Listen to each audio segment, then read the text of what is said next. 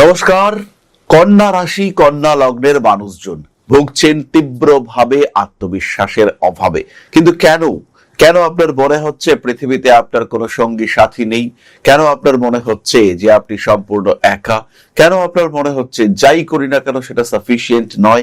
কেন আপনার মনে হচ্ছে আপনি ক্রমাগত শারীরিক বা মানসিক দিক থেকে অসুস্থতার মধ্যে জড়িয়ে যাচ্ছেন?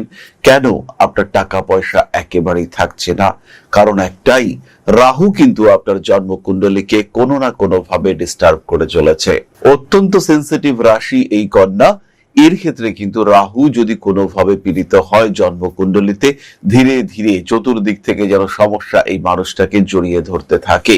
তার সঙ্গে যদি কোনোভাবে মঙ্গল ডিস্টার্বড হয় তাহলে পুলিশি ঝামেলা, আইনি অশান্তি, কোনো কারণ ছাড়া, কোনো সত্যিই কারণ নেই, কিন্তু আপনি জড়িয়ে পড়েছেন।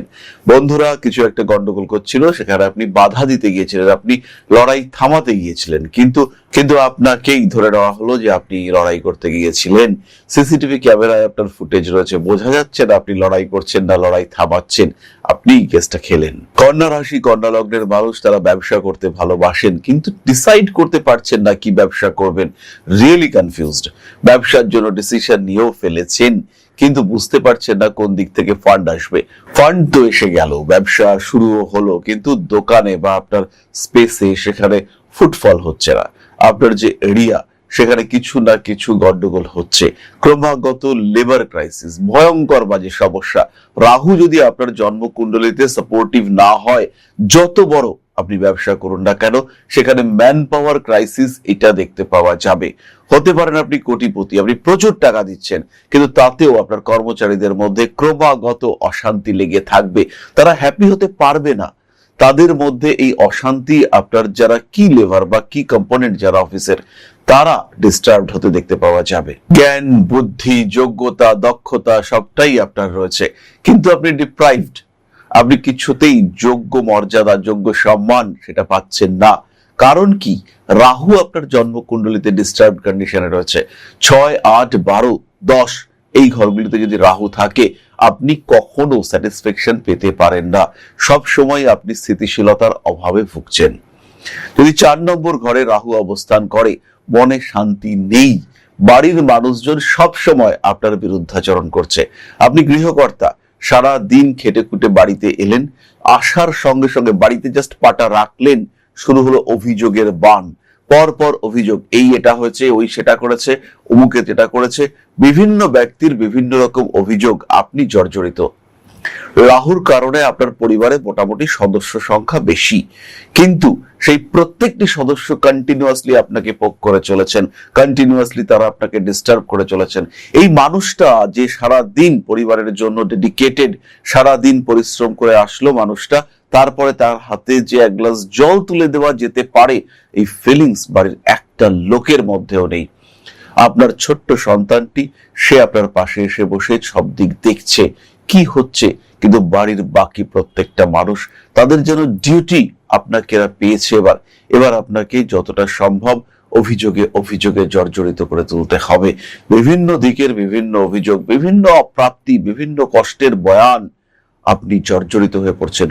প্রাণ বাঁচিয়ে, নিজেকে বাঁচিয়ে কোন রকমে বাড়ির থেকে বেরিয়ে এলেন, ওফ একটু শান্তি। রাস্তাঘাটে বারবার আপনার ধাক্কা লাগছে, রাস্তাঘাটে বারবার আপনি অশান্তির সম্মুখীন হচ্ছেন। কারণ কিন্তু একটাই, রাহু আপনার জন্মকুণ্ডলীতে স্থিতিশীলতার অভাবে রয়েছে। রাহু যদি ব্যালেন্সড না থাকে আপনার কুণ্ডলীতে, তাহলে ব্যবসায় উন্নতি করতে পারবেন না, কর্মক্ষেত্রে অশান্তি ফেস করতে হবে, এবং বিবাহিত জীবন, সাংসারিক জীবন রেগুলার ডিস্টারবেন্স আপনাকে ফেস করতে হবে। সবচেয়ে বড় বিষয় হলো ডকুমেন্টেশন, কাগজপত্র খুঁজে পাবেন না। আজকেই দরকার কিছু ডকুমেন্টস, খুঁজে পাচ্ছেন না, সারা বাড়ি খোঁজা হয়ে গেল। 3 দিন পরে যখন তার আর প্রয়োজন নেই, তাকে খুঁজে পেলেন কোথায়? আপনার টেবিলে, সবার সামনে উন্মুক্ত অবস্থায় ছিল।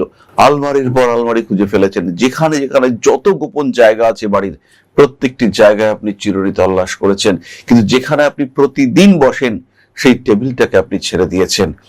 ভুল করছেন আপনি, সিলি মিস্টেক হচ্ছে পড়াশোনার ক্ষেত্রে, কারণ একটাই, রাহু কিন্তু আপনার জন্মকুণ্ডলীতে পীড়িত অবস্থায় রয়েছে। বিশেষ করে অঙ্কের ক্ষেত্রে 2 আর 2 4 বা 22 আর 4 26 লিখতে গিয়ে আপনার লেখা হয়ে গেল 56। কোনো কারণ নেই, হট করে 2টা কি করে যেন 5 হয়ে গেল।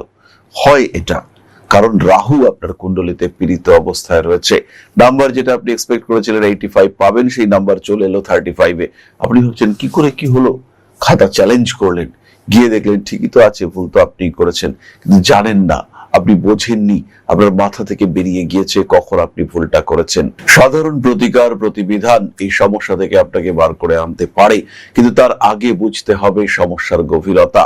সমস্যার গভীরতা বুঝতে পারার পরেই আপনি কিন্তু সঠিক সলিউশন খুঁজে বার করতে পারবেন।